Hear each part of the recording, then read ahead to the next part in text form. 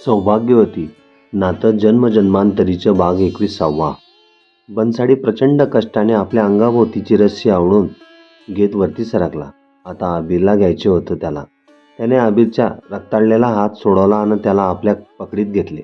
आबीरची weight जास्त असल्याने प्रचंड कष्ट पडत होते त्याला.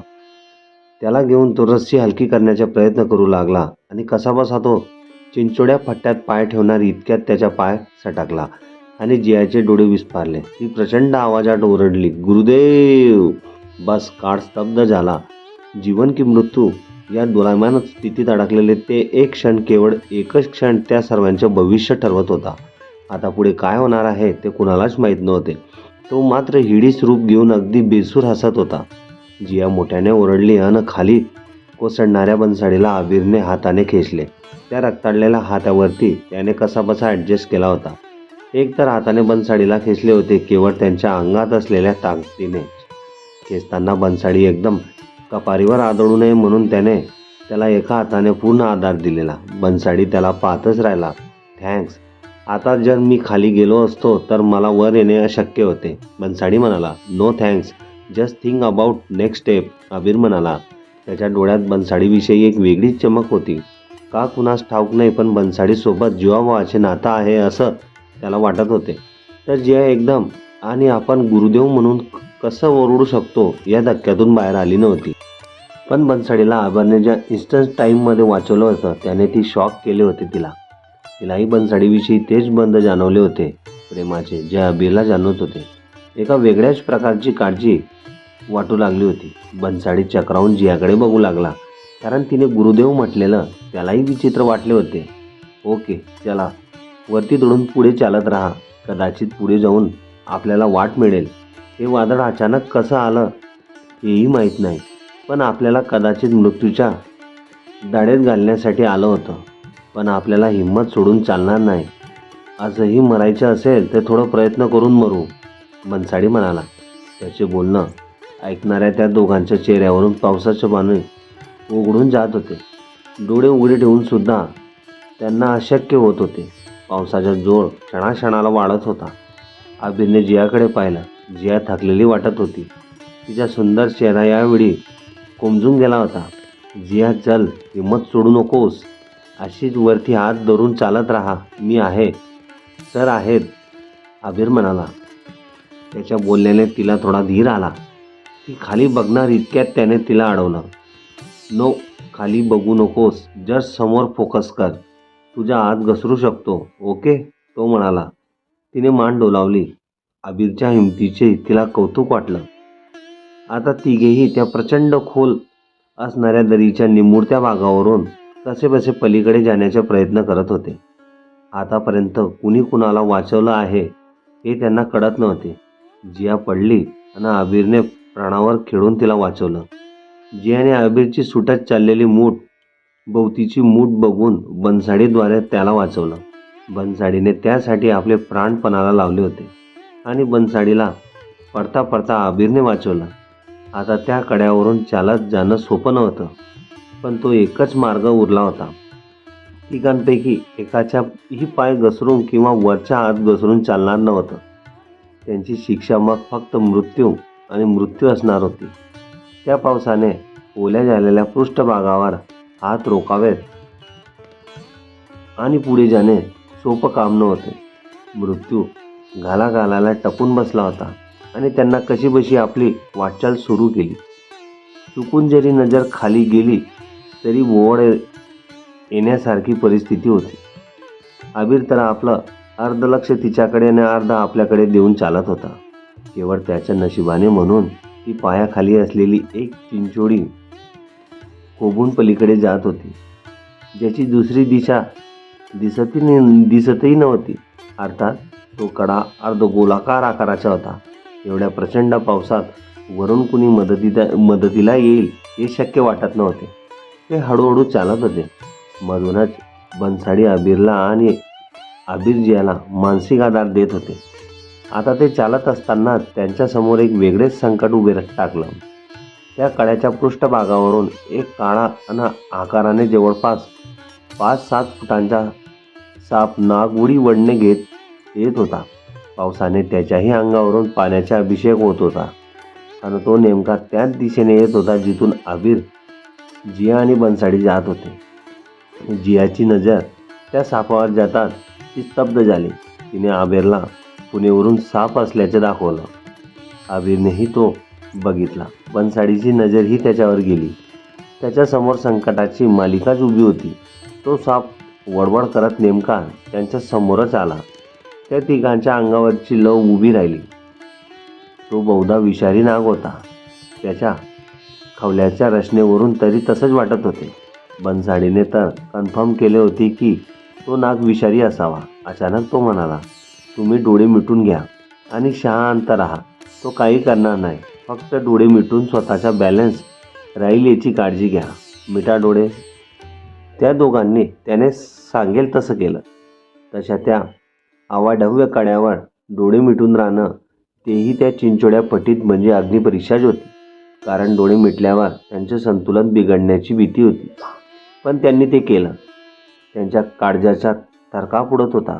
बस नागाचा एक दंश आणि इतकी उशीर केलेल्या संघर्षाचा मोल शून्यच, सपशेल मृत्यूच. पण आता असंही आणि तसंही मृत्यू येणारच आहे या भावनेतून त्यांनी डोळे मिटून घेतले.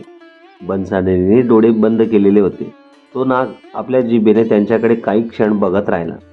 त्याने फुतकारे टाकले. त्याचे विषाचे थेंब हवेत पसरून विरून गेले. काही वेळाने तो नाग दुसऱ्या बाजूने आपोआप निघून गेला. बनसाडीने डोळे उघडले आणि पाहिले तर नाग नव्हता. त्याने जिया आणि आबिरला डोळे उघडायला सांगितले. त्यांनाही समोर नाग नाही हे बघून दिलासा मिळाला. बस आता काय आणि कसं करते हे कुणालाच कळत नव्हतं. बनसाडीला सुद्धा माहीत नव्हतं की त्याने नेमकं डोळे मिटायला का सांगितले आणि स्वतः देखील का मिटले होते. बस काही न बोलता त्यानं फक्त इशाऱ्यानेच जिया आणि आबिरला पुढे सरकायला सांगितले. आता परत संघर्ष चालू झाला. नाही, चालू व्हायला संघर्ष संपलाच कधी होता. ते खाली पडले तेव्हाच तो सुरू झालेला. हळूहळू ते पुढे जाऊ लागले. हातपाय घसरत होते, पण इच्छाशक्ती दुर्दैम्य होती. तिघांच्याही मध्ये अवंग काहीसं अंतर होतं. ते सुरक्षतेच्या दृष्टीने महत्त्वाचे होते. एक एक क्षण महत्त्वाचा होता. हात किंवा पाय किंचित जरी घसरला तरी काळजाच्या थरकाप उडे. अशा भीषण पावसात त्या उंच कड्यावर अर्धांतरी असण्याची फिलिंगच भयानक होती. हळूहळू पावले पुढे जात होती. पलीकडच्या बाजूला काय असेल किंवा नसेल याची भीती होतीच. पुढे बाजूलाही काही नसेल तर वरून कुणाची मदत असल्याशिवाय वाचण्याचे काहीच चान्सेस नव्हते. पण आता प्रत्येकाने वस्तुस्थिती स्वीकारली होती. पाऊल पुढे पडत होती. हळूहळू पुढचा भाग दिसत होता आणि सगळ्यात पुढे असलेला आबिरला ती दरीची बाजू दिसली. त्याच्या खाली झाडी दिसत होती. बस आता ती झाडी दरीच्या टोकावरून जास्त खोलवर असायला नको होती. त्याने ती गोष्ट जिया आणि बनसाडीला सांगितली. तिघही हळूहळू पुढे सरकत राहिले. आता तरी आपल्याला अनुकूल असं काहीतरी घडावं असं त्यांना वाटणं साहजिकच होते. आजचा दिवस त्यांच्या आयुष्यातला एक कायम स्मरणात राहण्यासारखा दिवस असणार होता हे मात्र नक्की होते. आणि शेवटी ते यशस्वीरित्या त्या दरीच्या दुसऱ्या टोक्याला पोहोचले. आणि आबिर खुश झाला. त्याच्या वाहत्या जखमेचं त्याला आता काही वाटत नव्हतं. कारण समोर असलेली झाडी ही त्या टोकापासून अगदीच थोड्या उंचीवरून दिसणार होती. याचा अर्थ आता ते तिथं उतरू शकत होते. Yes, we can go there Jiya, Abir आनंदाने म्हणाला. जिया नुसतीच हसली. यावेळी तिला आबिरला किती पाहू आणि किती नाही असं वाटत होतं. अगदी त्या भोवड्या असणाऱ्या उंचीवर सुद्धा. That's great. येस, बनसाडीच्याही आनंदाला पारावार उरला नव्हता. ते तिघे कडेला पोहोचले. मात्र अजूनही काळजी घेण्याची आवश्यकता होती. कारण एक चुकीचे पाऊल त्यांना थेट दडीत कोसळू शकत होतं. Jiya, be careful. Sir, you also careful, Abir म्हणाला. तो आता तिथून उडी मारणार होता. खाली नशिबाने सपाट जागा दिसत होती. जिया आणि बनसाडीने त्याला उडी मारण्याचा इशारा केला. तसा आबिरने जसे वरून हात सोडले तशी खाली उडी मारली. पाय चिखलात रुतले. पायात थोड्या वेदना झाल्या, पण आता सगळं लक्ष जिया आणि बनसाडीकडे होतं. जिया, नीट उडी घे, पण ती हळू, बनसाडी म्हणाला. जियाने कशीबशी मान डोलावली आणि हिंमत करून आबिरकडे बघितलं. बस तो आणि बनसाडी होते म्हणून आज ती जीवावरच्या संकटातून वाचली होती. तिने हात सोडले. त्याच वेळी सावधपणे खाली उडी घेतली. हात गलफत होऊन चालणार नव्हती. एका गफलतीने आतापर्यंत केलेले सर्व संघर्ष वाया जाणार होता. ती खाली पडणार इतक्यात त्याने तिला अधांतरी झेलले आणि दोघांचे नेत्र एकमेकात मिसळून गेले. जियाला अचानक इतक्या भावना उमडून येत होत्या की आबिरला असंच पाहत राहावं असं वाटत होतं तिला. त्याच्याविषयी हृदयात इतकी स्पंदने उसळली की बस.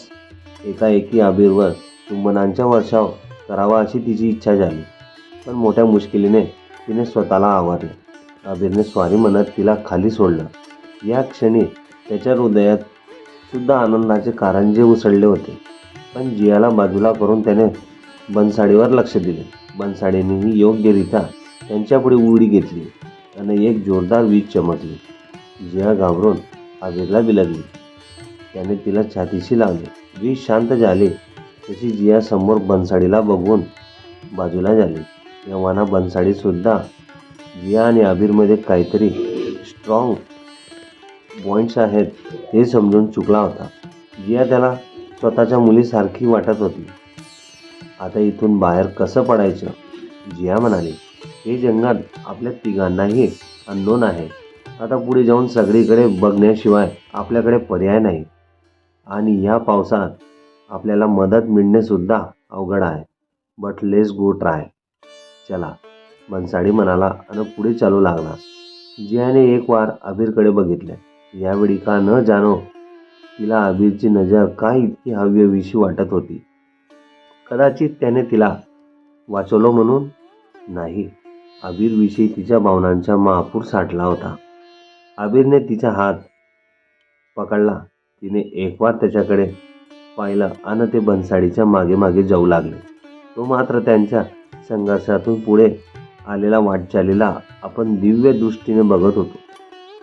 त्याच्या चेहऱ्यावर किंचित हास्य उमटले. आता त्याला त्यांची प्रतीक्षा होती.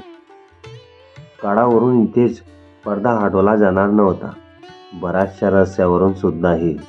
मित्र हो, आज कथा थोडी छोटी टाकलेली आहे. काही घरगुती कामास्तव मी बाहेर आहे.